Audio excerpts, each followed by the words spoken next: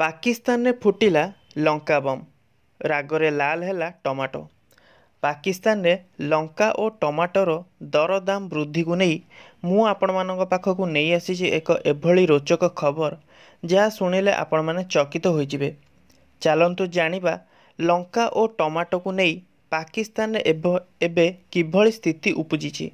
ତେବେ ଯଦି ଏଭଳି ଭିଡ଼ିଓ ସବୁବେଳେ ଦେଖିବାକୁ ଚାହୁଁଛନ୍ତି, ଚ୍ୟାନେଲକୁ ସବସ୍କ୍ରାଇବ୍ କରିନିଅନ୍ତୁ ଏବଂ ପାଖରେ ଥିବା ଘଣ୍ଟି ଆଇକନକୁ ଦବାଇ ଦିଅନ୍ତୁ।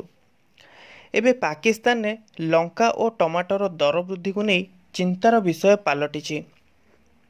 ପାକିସ୍ତାନର ଲୋକଙ୍କ ଉପରେ ଏବେ ଲଙ୍କା ବମ୍ ପଡ଼ିଛି।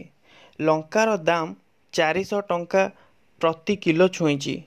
କିଛି ଦିନ ପୂର୍ବରୁ ସେଠାରେ ଟମାଟୋର ଦାମ ଆକାଶ ଛୁଆଁ ଥିଲା। ସେହିଭଳି ସରକାର ମଧ୍ୟ ବେପାରୀଙ୍କୁ ଏହି ଦୁଇ ପରିବା ନ ବିକିବା କାରଣରୁ ଜୋରିମାନା ଲଗାଉଛନ୍ତି। ଏବେ ଲଙ୍କାର ଭାଉ ବଢ଼ିବା କାରଣରୁ ଲୋକମାନଙ୍କ ପାଇଁ ଏହା ଚିନ୍ତାର ବିଷୟ ପାଲଟିଛି। ଏମିତି ଭାବରେ ହେଲା ସ୍ଥିତି। 14 ଫେବୃଆରୀରେ ପୁଲୱାମା ଆକ୍ରମଣ ପରେ ଭାରତ ପାକିସ୍ତାନ ସହ ସମସ୍ତ ସମ୍ପର୍କ ଛିନ୍ନ କରିଛି। ଭାରତ ପରିବା ରପ୍ତାନିରେ 200% ଟ୍ୟାକ୍ସ ଲଗାଇଛି। ଏହାଦ୍ୱାରା ପାକିସ୍ତାନରେ ପରିବା ଦରଦାମ ବୃଦ୍ଧି ପାଇଛି।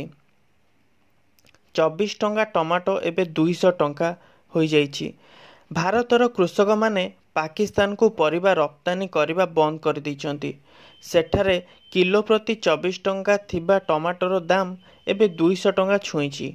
ଦୋକାନଗୁଡ଼ିକରୁ ଧୀରେ ଧୀରେ ଟମାଟୋ ହଜିଯାଉଛି। କାରଣ ଦାମ ବଢ଼ିବା କାରଣରୁ ଲୋକମାନେ ଟମାଟୋ କିଣିବା ବନ୍ଦ କରିଦେଇଛନ୍ତି। ଟମାଟୋ ଭଳି କଞ୍ଚା ଲଙ୍କା ମଧ୍ୟ ପାକିସ୍ତାନ ପାଇଁ ଅଧିକ ରାଗ ହୋଇଯାଇଛି।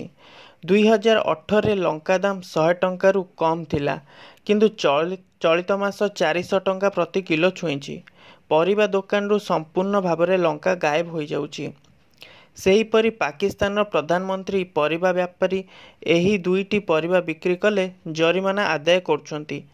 ସରକାର ଏହି ଦୁଇଟି ଦ୍ରବ୍ୟ ପାଇଁ ଏକ ମୂଲ୍ୟ ନିର୍ଦ୍ଧାରଣ କରିଦେଇଛନ୍ତି।